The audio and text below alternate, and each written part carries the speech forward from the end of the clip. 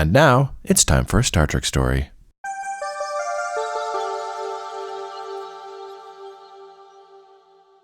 Well, you know, we've been talking about franchises and fandoms and political parties and podcasts and Joe Rogan and DC Comics, whatever. And Aaron, this has got me to thinking of all these things, fandoms, shows you listen to, franchises you watch over and over and over, whether or not they're good or not still, you keep watching them. So this gives me a question I want to ask you today. What is the importance of loyalty? Maybe it's just one of those words that only describes other words in people's minds.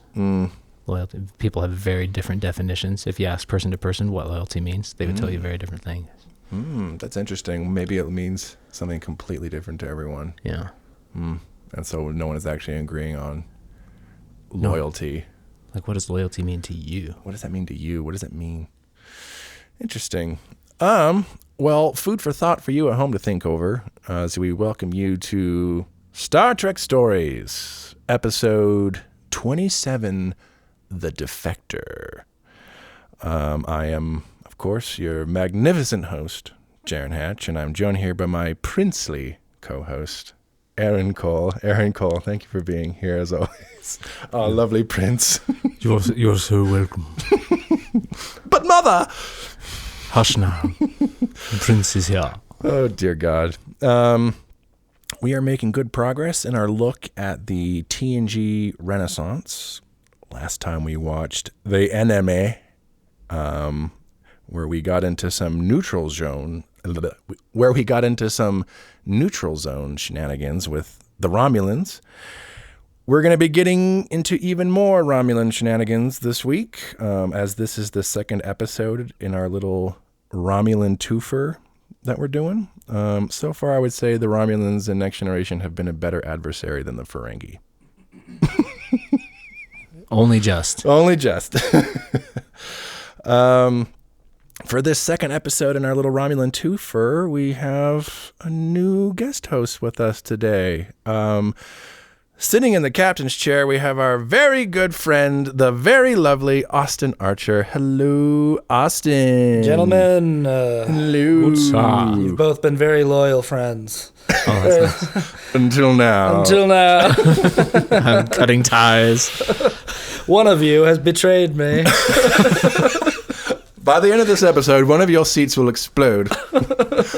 Ooh, stay tuned to find out who it is. Oh my God, Austin, how the hell are you today? Dudes, I am thrilled to be here, gentlemen. I'm thrilled to be in studio for this. It's fantastic to be in front of you both and just hanging out like old times. It's like it really puts you in a time warp kind of thing when you hang out with old friends, and because it's like it just feels like you just sit down and you're like, oh yeah, I was just here the other day. Like I was just sitting down with these guys and chatting, and even if it was like no, that was like 2 years ago. We all got together at Carlton's bachelor party, which was a year ago or ish. My God, yeah. Around there, but yeah, and then before that, I think Jake's wedding. But it's that's kind of the world that it is. But it's always nice, to be with you, gentlemen. Yeah, we all go back to the Boys House. We've had a bunch of people from both the OG Boys House, the original series, and Next Generation. You are one of the few who've been part of both. Yep. Both OG and Next Gen. Yep. 2 different generations of Boys House. Yeah, I did my tours in both homes. Yeah. Yeah. And we all kind of had our little niches, our little things. Like it was a shared group of we talk about on the show as like it's like an unofficial frat house. Sure. Theater frat house, specifically. And even within that, we all had our own little strengths and niches, whether it be music and whether it be art. Had our own ways of hazing. Like you had to be part of like a 3-way makeout at some point in the house in order to be initiated. Some game of spin the bottle that got a little out of control. You had to participate in. There was also a time of like, especially that first Boys House, we were in college, so there was a lot of experimentation and new things going on. A lot of horniness. There was a lot of horniness. A lot of sexual repression from growing up LDS and yeah. All that coming out too. Yeah. I think in terms of what you brought to the house, Austin, I mean, there were many things we all brought and that you brought. You are a true performer and an entertainer. And not, we all, perform and entertain, but especially as like a pure performer and entertainer. 'Cause you act in theater and film, but you also do music, both just singing and writing your own songs. You have like a TikTok presence, so like social media content, and your own podcast. So it's kind of just like, I am here to perform and entertain kind of mentality. And so like whatever I can do to do that, I'm going to do it. Where some of us maybe specialized a bit more, you just tackled it all. I'm like, I just want to do it all. Yeah, sure. I think I spent years of my life trying to shut up more in social situations and unsuccessfully trying. But like I just said, the guy that never shuts up. And I had been hearing that since I was a little kid, that like I'd go over to friends' homes and their parents would be like, boy, you really can talk, can't you? Like I was like a little kid and I knew this. Like adults would be like, wow, you got a motor on that mouth. Like you really can go, and I was aware that like it was a thing that seemed to bother people, or at least I perceived it that way as negative. And so my whole life I would try to see if I could find a way to say what I was trying to say in fewer words and like get to a question faster so I could like get the ball passed faster. And I think college was a place where I started to realize, and in my 20s I started to realize like maybe there's just a function that I fulfill here socially, where like there's different roles that people, because every time I would try to do that at a party, that I'd be like, I'm not going to talk a lot tonight, I'm just going to sort of listen. Invariably someone would be like, are you okay? What's going on? Like you've been really quiet. Then I'd be like, no, I'm just trying to hang back and just, just give other people a turn, but then people would be like, no, do something. Like, come on, do something. Do the thing. Throw your quarter. Yeah. Jump. Yeah. And so it's like, I realized like, maybe that's just a spot in the conversation dynamic that I fulfill, and that I've met other people like me too, who I'm like, no, you're like me. You can really, can really go and I think that a lot of us in that home were people who like give us enough go-go juice with booze or weed or whatever you want. We could all go toe-to-toe with a really lengthy conversation. And and sometimes I have people on my podcast who can really match me at that level. And sometimes I have people who hang back until I ask a question, and it takes more nudging from me as the host and stuff. But it's a thing where I'm like, for better or worse, I'm 35 years old and it's never really stopped. And I just have tried to embrace like, and maybe that comes with that territory of just the overall entertainer, and just trying to be involved in keeping forward momentum going in the conversation and the, I guess I'll ask you real quick, Austin, and then we got to get into this episode, but, what do you think the importance of loyalty is? And we'll get into this when we come back, but I think it's a fascinating question, especially you brought up like fandoms. And I think that's really interesting. Like the loyalty that people feel to a fandom. And sometimes people feel betrayed by a fandom or by a property, by a franchise, if it goes in a direct, like they feel a loyalty to the nature of a character or something. They feel like there's an initial thrust of an idea of a character, the idea of Superman, what Superman is supposed to represent, the idea of Batman, what that character is supposed to represent. And if they feel like a movie or a comic book or a cartoon is taking the character in a direction that betrays that initial idea, they feel a loyalty to that initial idea. And that's an interesting thing too, because it's like, are these ideas and concepts fluid? Are they capable of experiencing growth? Are we capable of taking the initial idea and bending it in a way that changes it, but that maybe holds some of its foundational integrity still?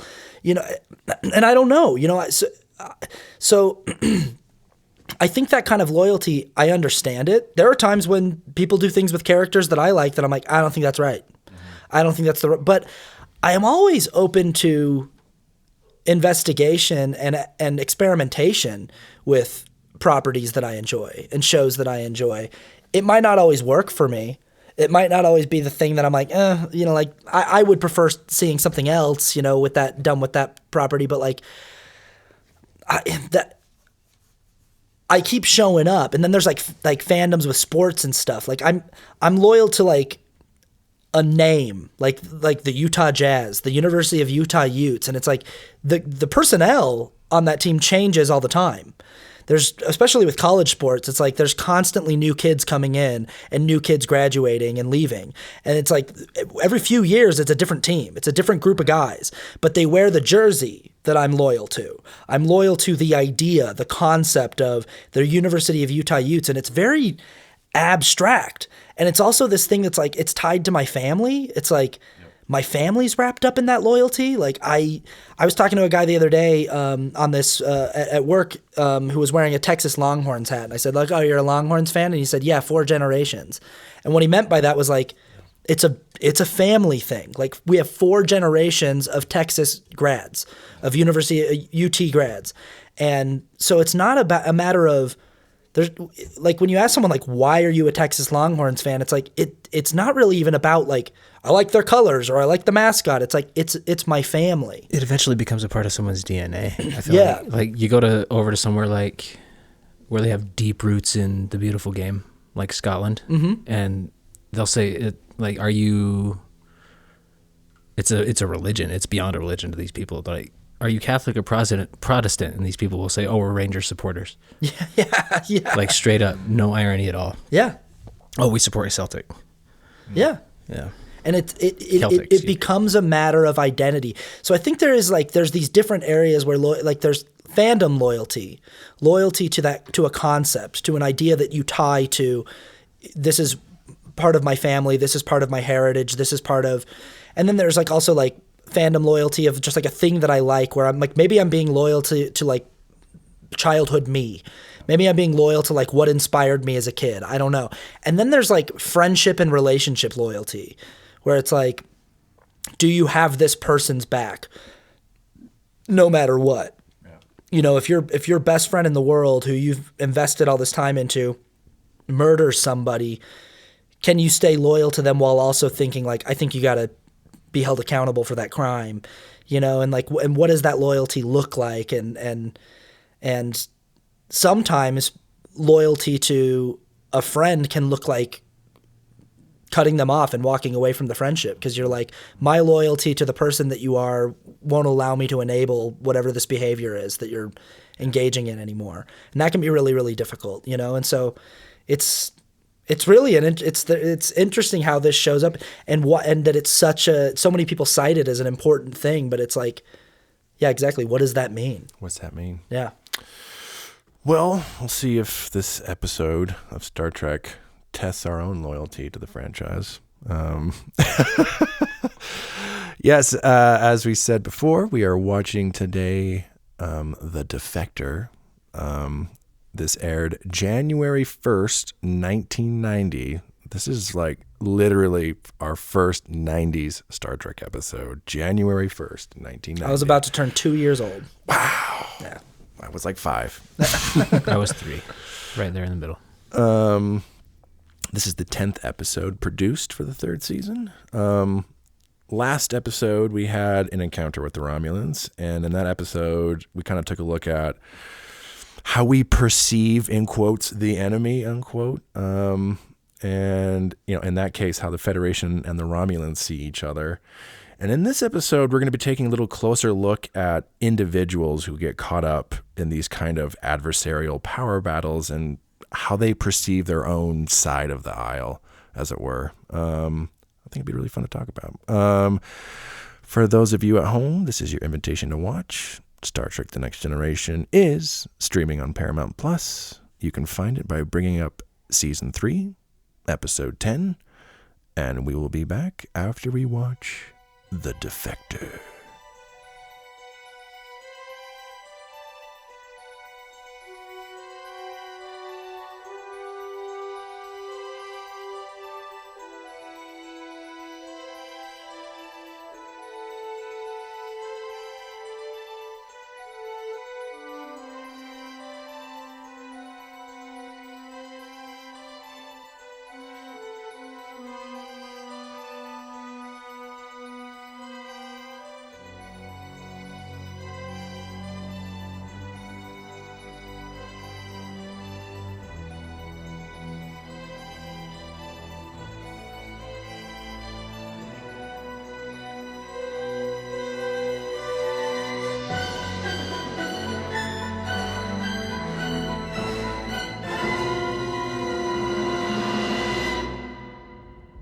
Do you have any children, Captain Picard? A family?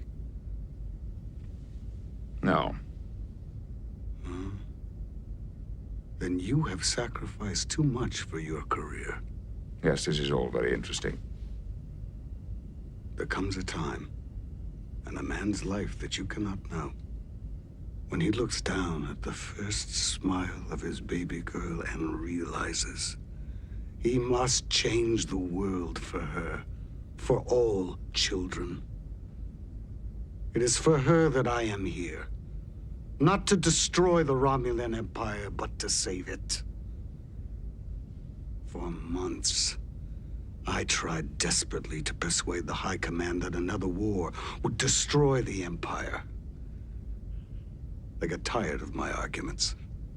Finally, I was censured, sent off to command some distant sector. This was my only recourse. I will never see my child smile again. She will grow up believing that her father is a traitor. But she will grow up. If you act, Picard, if we stop this war before it begins.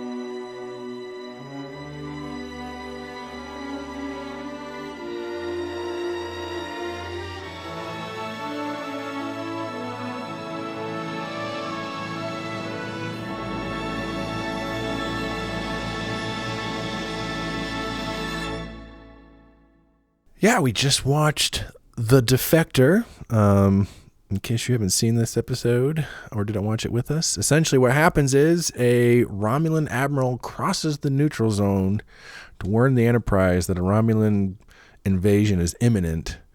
And essentially Picard has to decide whether or not this guy is telling the truth and should act on it or not. Eventually they decide, yeah, this guy is legit. They go check it out, and it's all just a test for this guy's loyalty.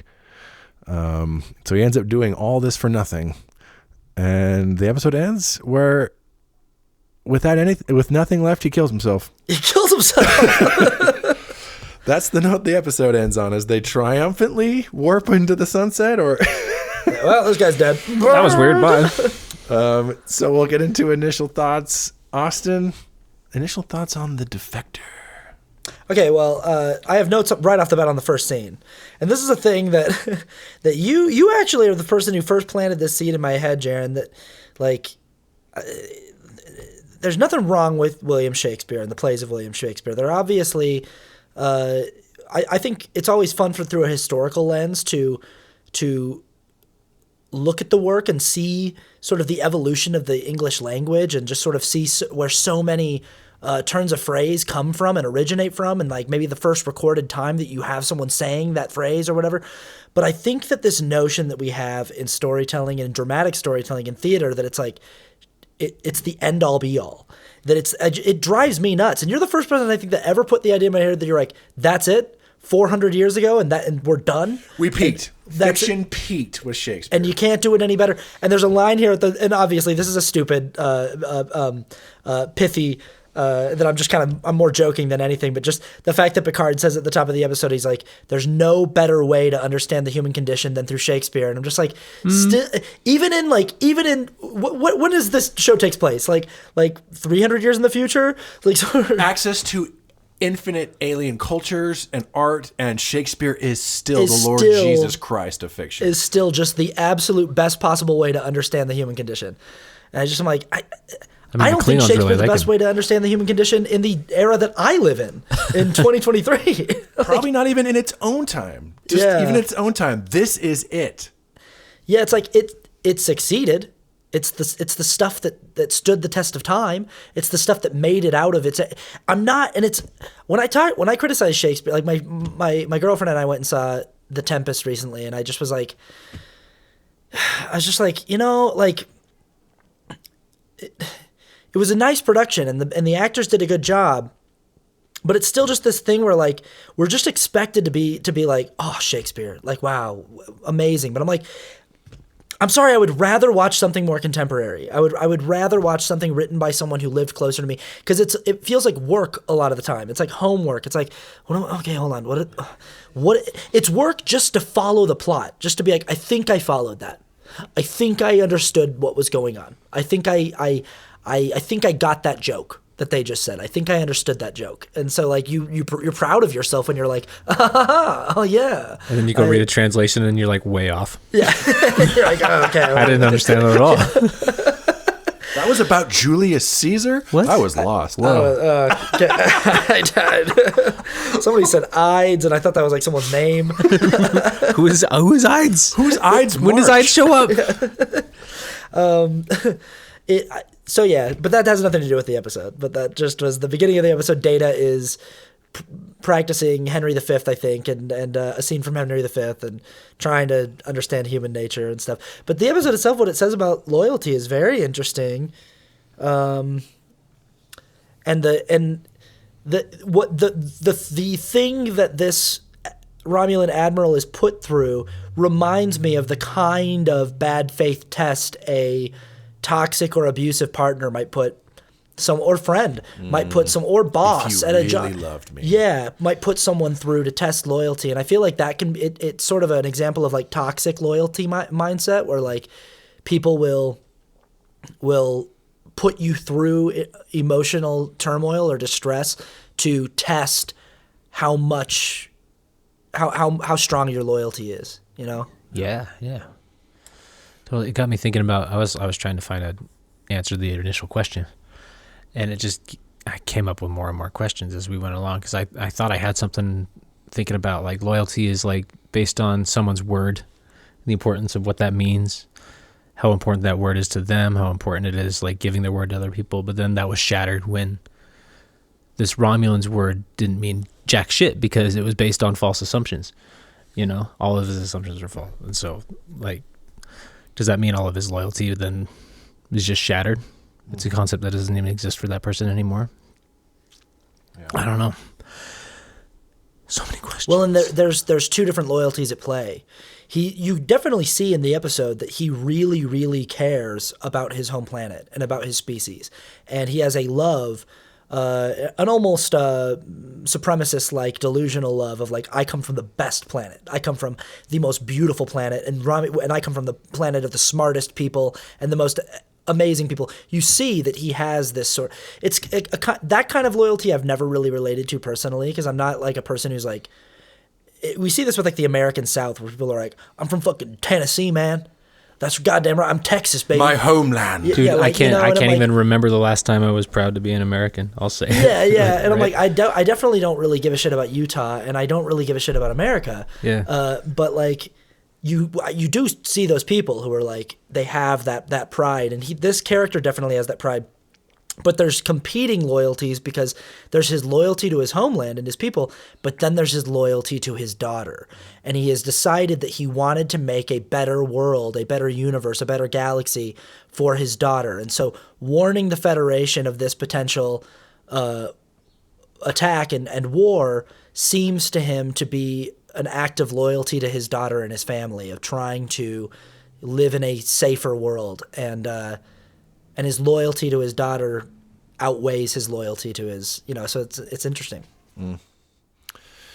Yeah, it is interesting. It does bring up, you can ask the question at the end of the episode. It's like, was this guy actually like a traitor?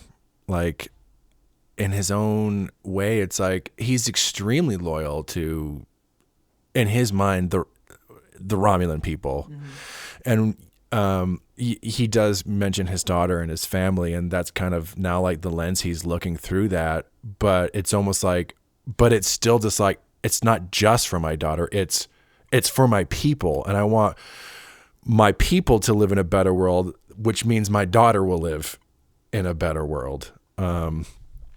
So his loyalty, the entire episode, is to his own people. But then this whole thing ends up becoming a loyalty test for him to the Romulan military, right? Like, you know, to the Empire, to the Empire. Be loyal to us. No, not like that. Right. What in the end, what matters to them, it's like, you betrayed state secrets, you betrayed the Romulan military and your post, like, and that's like the end all be all of anything. It's their own interpretation of loyalty. Like, and you know, the Commander Tomalak shows up, you know, and it's like, this is all like, he has his own idea of what like this loyalty is. And it's like, no, it's what we say. That's you just need to toe the line kind of loyalty. Like the larger picture for our people, we know what's best for our people. You don't. You need to be loyal to us. Like, it's almost like an Edward Snowden situation where it's like there are certain people that think Edward Snowden was a traitor to his country because he betrayed the government, and your loyalty should be to the military, the government, the CIA, the American intelligence agencies, that you betrayed state secrets and things like that. And there are people definitely in this country who definitely hold that point of view. But then there are people who would say that his loyalty was to the American people more so than the American systems of power. Snowden certainly has that point of view. Mm-hmm. The difference is like this Romulan's intelligence is a nothing burger. You know what I mean? Like Snowden actually brought actual evidence of shit to the table. That's all it takes. Well, it's a big indictment of the Romulan system of government too, or power structure, that they're like a little bit totalitarian in their disinformation tactics, and their willingness to put this man through this much emotional distress just in order to see where he's at on how much he's willing to toe the line. For sure. I was just going to say, though, but he doesn't actually ever betray any real secrets. Any data that he could have given about his sector or whatever that he oversaw as a logistics clerk, he doesn't reveal. Mm-hmm. It's all just the made-up intelligence that he gets across. Mm-hmm. Yeah, and he blows up the ship so they can't check it out. Mm-hmm. Like, in the end, he ends up betraying nothing. And even though, like, in his mind, it's like, oh my God, this is everything. In the end, he even says it at the end. It's like, it's a great performance. I think his performance is the highlight of the episode. Yeah. The actor who plays, I can't remember his name. He shows up in a bunch of, this is like his first Star Trek appearance, and they were so impressed by his performance that they invite him back in other incarnations to play other characters. His look in the end. It's fun thing about wearing makeup is you can just, now you're this guy. Right. Yeah. It was all for nothing. You're just like, that fucking, my family, that poor guy. My daughter. Yeah, and it's interesting. Yeah, and then going to the motivations, they wanted him to be loyal to an ideology, whereas for him, it was like his people, like the more personal loyalty. And it's interesting, like, and especially when we were talking earlier before the episode of what's important about loyalty, especially when you list loyalty as a value in and of itself. I think when I come down on this issue, I'm like, I don't think loyalty, it is all contextual. Loyalty by itself essentially means nothing as far as I can tell. It's like, okay, I'm loyal to the Nazis. Great. Who cares? Yeah. Good for you, I guess. Like, yeah, right. And then, but I see people who will see, like, I will see people say, like, look, I disagree with you, but I love that you're sticking to your guns. I'm like, why though? Yeah. Like, why is that so impressive to you? Because if that's all we ever do, no minds will ever be changed. Like, everyone will forever just be stuck in their pre-existing assumptions. Mm-hmm. Why is that in and of itself a good thing. It's, to me, ass backwards. Yeah, it's like if the American government did a psyop on like an intelligence operative or something like that, where they were like, we're going to feed this guy intel that says that we have plans to drop a nuclear bomb on Palestine or something like that. We're going to like green light Israel to nuke Palestine or something like that, and we're going to feed and then we're going to see what he does with this information. And then like if the guy does the right thing and is like, I'm going to try to prevent this from happening, they're like, oh well, you're not loyal. And it's like, but you first of all, you fed me fake information. And second of all, the information that you fed me was like you were going to do something that was going to like jeopardize the safety of not just me and my family, but of like the world. Like, our empire is at risk if you do this. Yeah. So in a way, I'm literally trying to preserve the Romulan Empire here. Like you're talking about going to war with the Federation, which I love our empire, but like I'm not sure if that's a smart decision for us. Even if we manage to not be completely obliterated, we might lose millions of lives, of Romulan lives, that are unnecessarily. Yeah.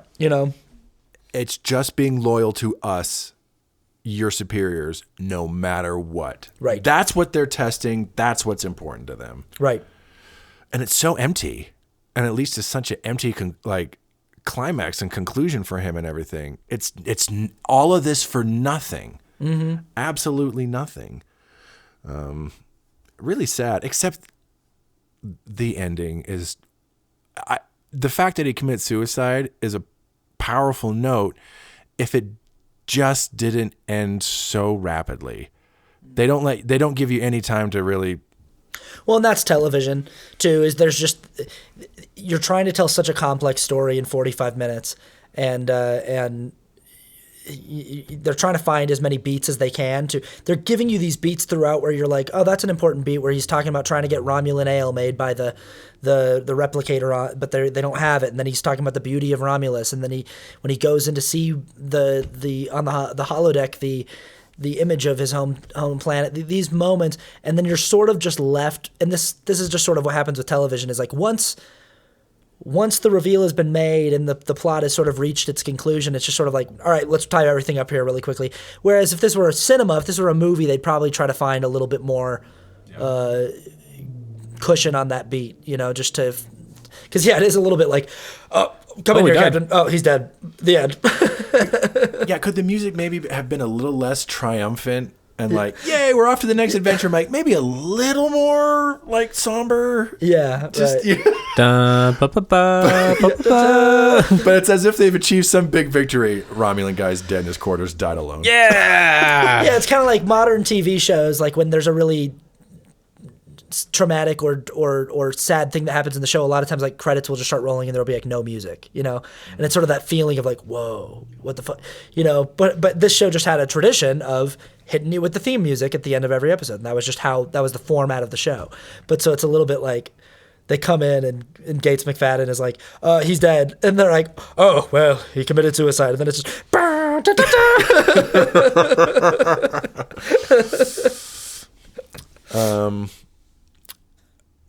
though, going back to what you said earlier, how we started this whole conversation with Shakespeare, and yes, I am very much a Shakespeare critic. I think Shakespeare is great for what it is. Yeah. It is the most overplayed, overdone. Overrated. I'm like, people talk about, I've had a conversation where it's like, it's not about the language, it's the plots. I'm like, I'm sorry. These plots were being done thousands of years before Shakespeare. It is the language. Yeah. It's academically interesting. It's great to go back to and look at. But the fact that we're still doing it as if it is, I hate these terms, universal and timeless. I'm like, I don't think any story ever, no story is universal and timeless. So much of the stuff that happens in Shakespeare plays, I'm like, this is not timeless. Can we all just acknowledge that like this is massively misogynistic and that like this does not fly anymore? This I did Much Ado About Nothing a few years ago, and I was like, this story is like, this guy finds out that his the woman that he's going to marry has been with someone else before he marries her, but it just turns out it's someone else in disguise, which is another thing, the plots of the Shakespeare plays. One of the common elements of Shakespeare plays is just some dude puts a mop on his head and is like, my name is Theodosia. And people are like, oh, fair maiden. It's like, you're the most attractive maiden my eye has ever beset. You know? It's like, that is a 180-pound man. Again, it's fine for what it is. Yeah. And there are things I think it is fun to go back and look at, but no more or less than any other thing in the past. And this idea that it's as relevant now, I think is ludicrous. These are rich royal fucks. Who care? And the fucking comedies. They are it's the exact same plot. Every comedy time. is someone puts on a hat and goes like, I'm this guy. And it's like, and people are like, well, he told me his name. And I also love the whole thing of like, you didn't have any real concept of like unspoken beats where people where a moment would happen where it was subtext, or someone would say in modern drama you have a lot of times where people will say one line and it means a whole monologue, and it means all that, there's all this carried subtext. But Shakespeare's always just got characters looking at the audience and being like, since we were shipwrecked here on this island, I have not eaten in 4 days. Thus, seeing this person with the food, I am hungered by it, and I shall go to them and try to get the food. And it's like, you could just do that. You can just go over there and eat that food. I don't need you to explain to me that the reason why you're doing it. I need it because I can't read. Yeah. That being said, there's clearly though, storytelling theater is better off for having Shakespeare. Absolutely. Clearly. Absolutely. And what's fun about, and this is why I wish when we talk about adaptations and stuff, for example, I would, even though this now has its own similar issues, given a choice between Romeo and Juliet and West Side Story, I would actually watch West Side Story. Yeah. Oh yeah. They've just done more with it now. Yeah. And it's more interesting, and it's more thematically resonant, There was this show that came out on HBO that's really good called Station 11. It's a miniseries that's based on a book, and fantastic. It's another one of their post-apocalyptic. It's like a global pandemic happens and kills 85% of the world's population. Just kills so many people, and there's just troops and tribes of people left, and there's this whole storyline that follows around this troupe of theater actors that are a traveling. They call themselves the Traveling Symphony, and they travel around and they perform nothing but exclusively Shakespeare for people in these different little towns and camps where people live. And it's kind of a nice little idea that in this post-apocalyptic world, there's this traveling troupe that comes into your town and puts on Shakespeare plays and stuff. But I'm like, if the world ended and movies and TV shows and everything went away and some theater troupe came to town and they were like, we only do Shakespeare, I'd be like, fuck you, do The Matrix. How dare you? Do Star Wars. Do an episode of Seinfeld right now. Fuck you. You only do Shakespeare? Fuck you. Fuck you. You only do Shakespeare and there's no TV or movies? Oh yeah, I only drink espresso and how dare you? Wear Nike shoes. You're the only theater troupe I've seen in 15 years. Please, for the love of God, do John Wick right now. It's so absurd. Imagine if I'm part of a Shakespeare company, as if that's wow. But I'm imagine if I am part of the Sophocles troupe. I just pick some random playwright. We only do this. I'm that's insane. 500 years ago. That's insane. Yeah. People are doing the Marvel movies again in 500 years. But only. This is the pinnacle of We're a Marvel cinema. troupe. Right. But nothing else. Yeah, that's so. Just when there's looking into the future, like Star Trek is, and we talked about this on my podcast, that this kind of hopeful, positive look at the future that Star Trek is. But when a show like this is looking into the future and they're still saying all the way in the future that the pinnacle of English language storytelling is still William Shakespeare, that there is still no better way. And it's also it's obviously Jean-Luc Picard, the height of English ignorance too, to be well, it's, or arrogance to be well, of course, our most prolific and famous playwright was the, you know, I'm just kind of like, whatever, like, do some Arthur Miller, do some, something. Yeah. Sam Shepard, maybe. Yeah, some Sam Shepard, you know, get in there. Mix it up.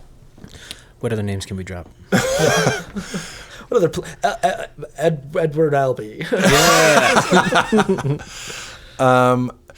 What's fun about I do like its inclusion in here. The line about it being the end all be all is stupid. But what is fun is, again, this idea of adaptation where it's like, this is like what Star Trek is at its best is kind of future Shakespeare. Like an attempt at like, let's do something like Shakespeare. It's not going to be the text of Shakespeare, but in terms of like, it's very stylized dialogue. You know, so there's a language and a cadence to it. Right. That's so much of what Star Trek is like, there's like technobabble and, you know, stuff like Romulans and stuff. And then just these kind of slow, steady, like characters just kind of having big moments with each other. Like the scene between Picard and Jaron. It's like, you can, and the actor, it came to me, James Sloyan. He said he always loved doing Star Trek. He's like, because this is one of the only places in modern television where you can do something like Shakespeare. It's not exactly Shakespeare, but like, and it's like adapting Shakespeare, that kind of storytelling for the future. And it's more interesting, I think. The language is definitely heightened, and I assume that the two of you have your ears a little bit more attuned to it now after doing this podcast for a while and watching episodes with people. For me, not having watched Star Trek in a while and coming in kind of cold, and it's been a while since I've watched an episode of like any of the Star Trek series, it was almost like watching a Shakespeare piece where I have to really pay attention. I really had to like tune my ears into the language, because the language is they don't hold back on heightening the way that they write. They don't try to dumb it down for the audience at all. They're not talking down to anyone. And I asked, well, in the middle of it, I was like, what network was this on? And you pointed out that it wasn't on a network. And there are things about the show that definitely have this feeling of like, we're not answering to, you know, producer notes from the network, or doing, you know, like, there's no like corporate interest that's like, you got to make sure you get this product placement in there. You got to, you know, it's like it just has no place on this show. And so it has that different vibe because of that. And it always did have a different vibe even when I was growing up from other shows. It's probably because it just doesn't have that network television thing. Another reason why Patrick Stewart shines in the show. Patrick Stewart shines in the show. It's because he can chew on that dialogue so well. Oh, he very much is playing he's very much playing like a Shakespearean king when he's in the chair. It's like his throne, and like how he acts and everything. It's very theatrical. Yeah, and I kind of like that. You can almost imagine there being some lost Shakespeare play called like Prince Philip or whatever, and it's about like this prince from France who comes over to England. He's like, my liege, like the war is nigh, and like and then the king of England has to decide if this guy is telling the truth or not. And there's all this back and forth, you know, the classic Shakespeare, to be or not to be, like wrestling with this. What do I do? Absolutely. It's a very Shakespearean plot, and it could be drawn. It could be the kind of thing that could probably stand to be 2 hours long or something, just to give it a little bit more time to flesh out what it truly means for this character to be defecting and betraying his loyalty to his homeland, but for the greater good in his mind. And then only to find out tragically that it was all, I mean, you can, that's maybe the only probably, criticism of the episode is that they have to wrap it up rather quickly. Even the whole sequence of the Romulans showing up and revealing that it was all to the end, it's sort of like 3 minutes long. It's pretty quick, and it's like, that could maybe use just a little bit more space to breathe, that beat, but. Yeah, I agree. A little less character development of the Romulan, maybe. You could take out the holodeck scene. Maybe. Yeah. Maybe it's good enough to just have it be him talking about it in the cafeteria or whatever, with whatever you call that, with Data. Yeah, with Data, the mess deck, or I don't know, what do you call where they eat? Is it 10 forward? Is this 10 forward? Yeah. Okay. Yeah, because so much of where the dramatic tension really comes from is Picard is the one who has to make a decision. So they could even like, and they spend a lot of scenes with Picard trying. I think where they could have trimmed stuff up is there a lot of scenes with like Picard talking to the Admiral on the screen, talking to like Mr. Worf, talking to the bridge crew. Just like some of that, I think could have been trimmed up a little bit to let that climax at the end breathe a little bit more. But I still think it gets itself across. And again, for like literally a 1990 January 1st television show, I'm like, this holds up better than almost anything you're going to watch from that time. Oh, sure. This still holds up today. Sure. And when we were on your podcast, we were talking about, and you were talking about like, I didn't get into Star Trek as much because it wasn't as flashy. And I love that oftentimes it isn't as flashy. And I like that they don't end in big pew-pews at the end. Mm-hmm. It's just more of building up this conflict and seeing how it resolves. But it's all about like the characters and the tension about what do we do in this situation rather than, fuck it. Yeah. There were still some pew-pews. Very beginning. We got a little. Well, they got zapped a little bit there at the end. Oh, But it's kind of fun, like the chess game of it, of like he understands that he calls it a tap on the shoulder. He's like, this is a shoulder tap. If they actually were trying to fight us, we wouldn't be here. Yeah. You know, and they're just kind of saying like, hey, hey, open up your hailing frequencies. I say, you could have just hailed us. Yeah, but we just want to let you know. Just hail us. No. Shoot you like 4 times. Just going to kind of shoot you like 4 times. Drop your shields by like 10%. Captain, they really fucked with us here. Yeah. It's just a tap on the shoulder, gentlemen. It is fun. Flawed. I don't think this crosses over into like one of the all-time greats.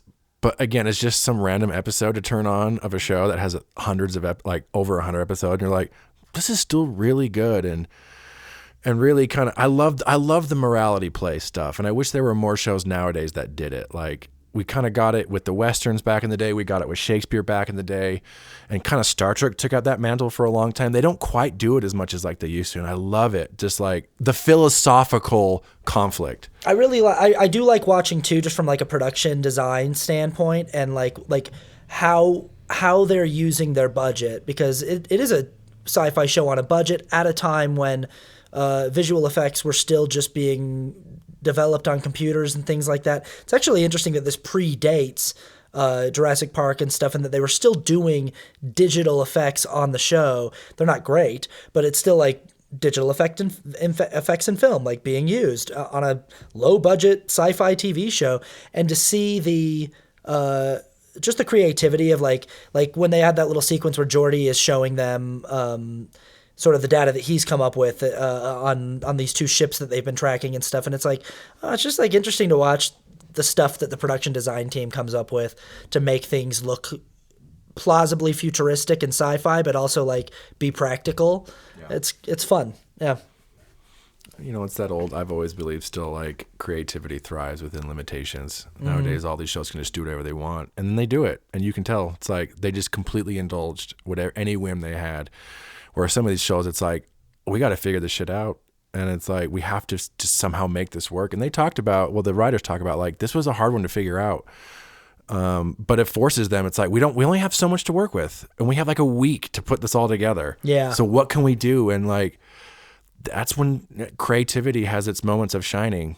Like you and I have talked about like deadlines, and that can be really helpful. And just like, when you don't have a lot and you have to do it, you will come up with something. Yeah. Yeah. Or you will break down completely and quit and disappear and never work again. One of the two. Or you'll get fired. Yeah.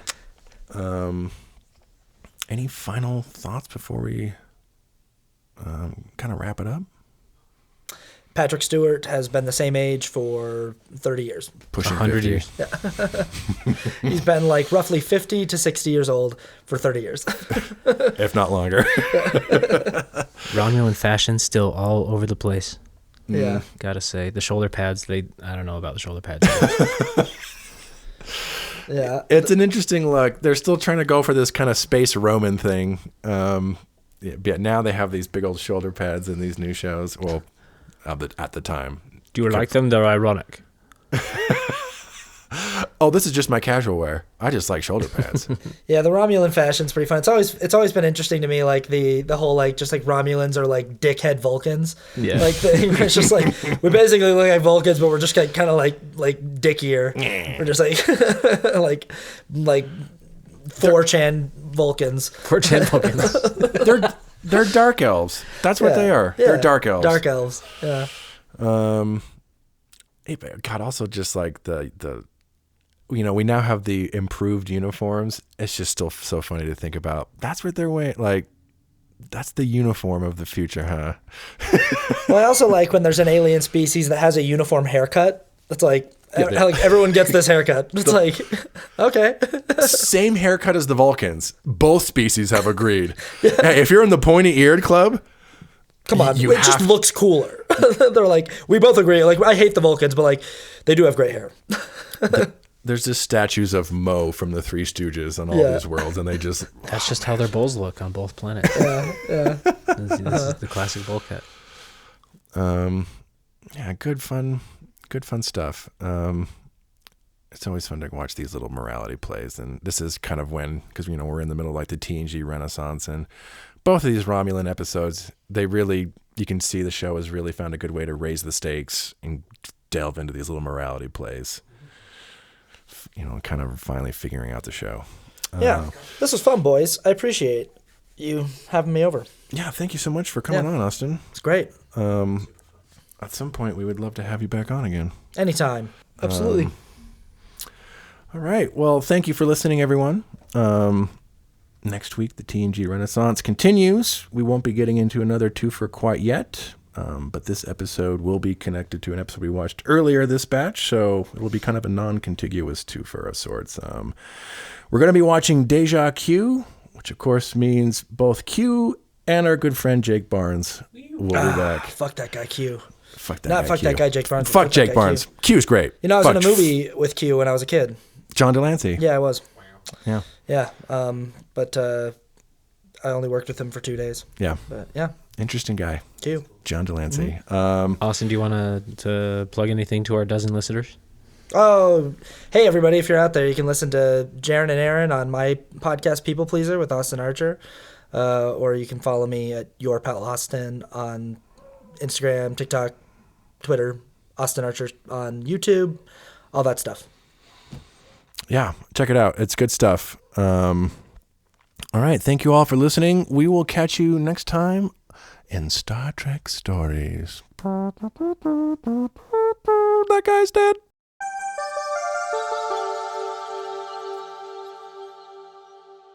Thanks for listening. If you'd like to share us your own Star Trek story, you can email us at storiedstartrek@gmail.com, or you can visit our Discord server. You can find us by clicking on the link in the show description.